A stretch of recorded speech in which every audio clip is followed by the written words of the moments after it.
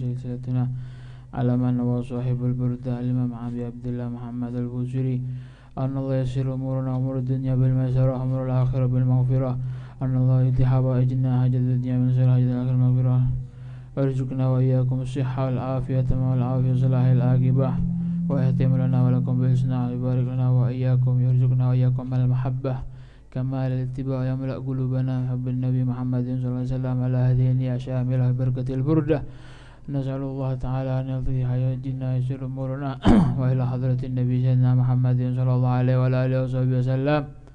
الفاتحة. أعوذ بالله من الشيطان الرجيم. بسم الله الحمد لله رب العالمين الرحمن الرحيم مالك يوم الدين إياك نعبد وإياك نستعين اهدنا صراط الذين أنعمت عليهم.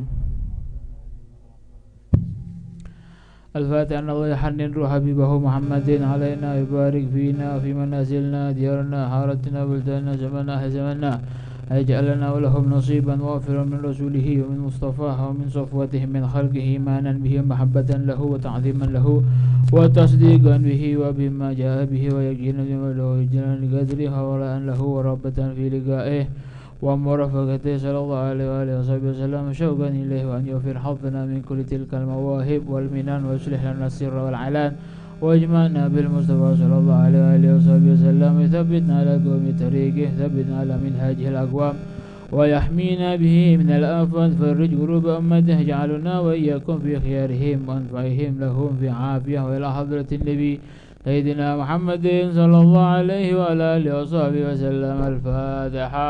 أعوذ بالله من الشيطان الرجيم. بسم الله الرحمن الرحيم الحمد لله رب العالمين الرحمن الرحيم مالك يوم الدين إياك نعبد وإياك نستعين اهدنا الصراط المستقيم صراط الذين أنعمت عليهم غير المغضوب عليهم